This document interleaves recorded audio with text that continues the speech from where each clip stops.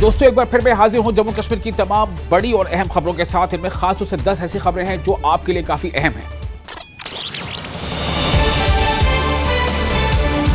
उमर हुकूमत ने ये एक बड़ा ऐलान कर दिया है। ये बड़ा ऐलान ये है कि दरबार मूव का ऐलान उमर हुकूमत ने कर दिया है। उमर अब्दुल्ला की सरकार ने जैसा कि पहले वादा किया था और इसके बारे में ऐलान भी पहले किया था, लेकिन अब इसकी तारीखों का ऐलान हो चुका है कि दरबार मूव होगा। 31 अक्टूबर को दरबार मूव होगा। जी हां, 31 अक्टूबर को दरबार मूव होगा। 3 नवंबर से दफातर की मूव होने के बाद 3 नवंबर से कामकाज की शुरुआत भी हो जाएगी।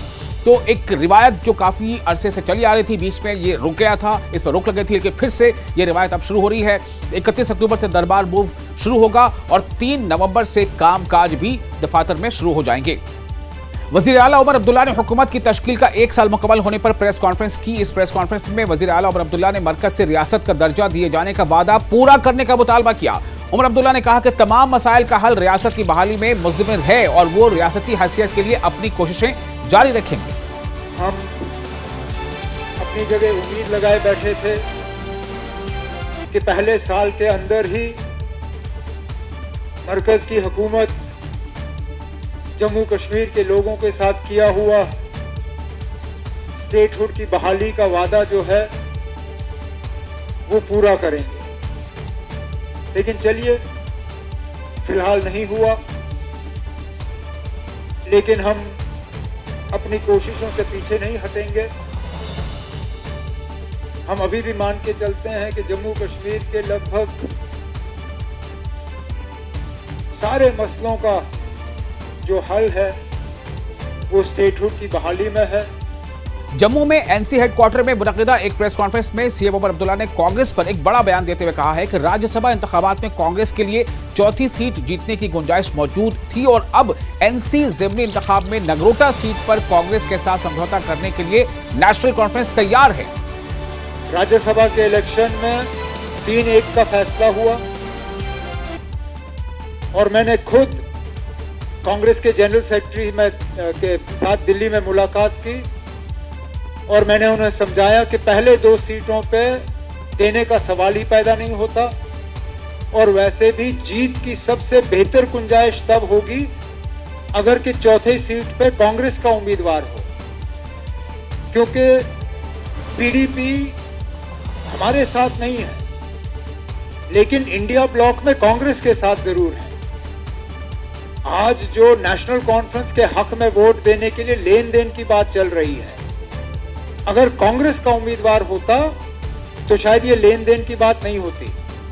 अब 2 असेंबली के बाय इलेक्शन भी आने हैं, इसमें भी कांग्रेस के साथ बातचीत चल रही है।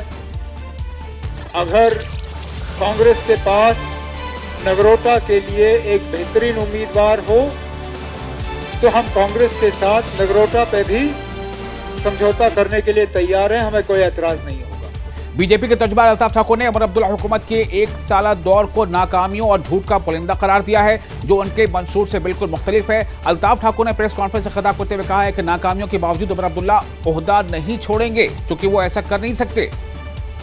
शपथ लेने से पहले उमर साहब ने बड़े बड़े वादे किए।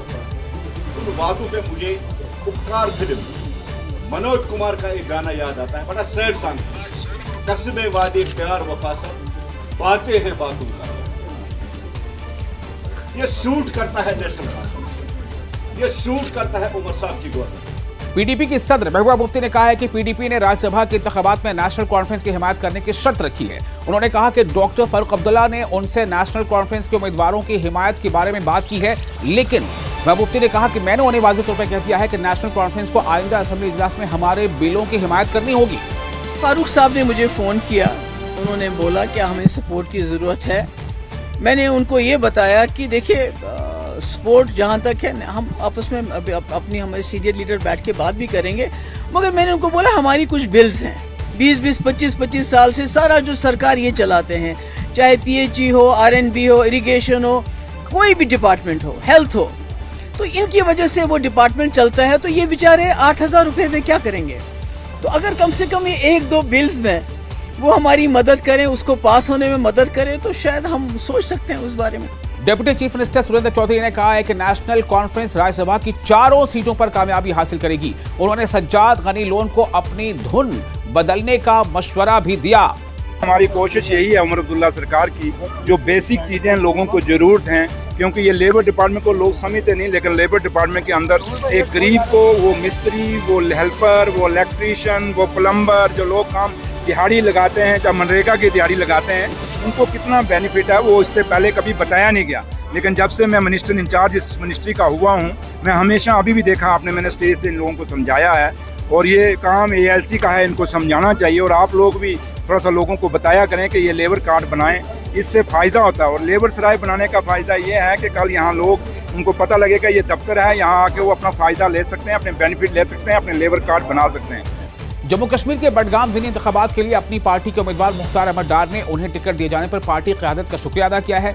मुख्तार अहमद डार ने कहा है कि बडगाम के लोग तब्दीली के लिए तरस रहे हैं और वो अपनी पार्टी के विजन और एजेंडे को जम्मू कश्मीर में समाज के हर तबके तक लेकर जाएंगे। मैं अपने पार्टी लीडरान का शुक्रिया करता हूँ, अलखुसूस अपने कायद सैयद मोहम्मद अब्दुल्ला बुखारी का, जिसने मुझ पर भरोसा जताकर मुझे मैंडेट दिया है बडगाम कॉन्स्टिट्यूंसी के। उसके लिए मैं तहे दिल से शुक्रिया करता हूँ अपने जो हमारे सरबराह हैं सैयद मोहम्मद अब्दुल्ला बुखारी साहब का, और उसके बाकी लीडरान का भी मैं शुक्रिया करता हूँ।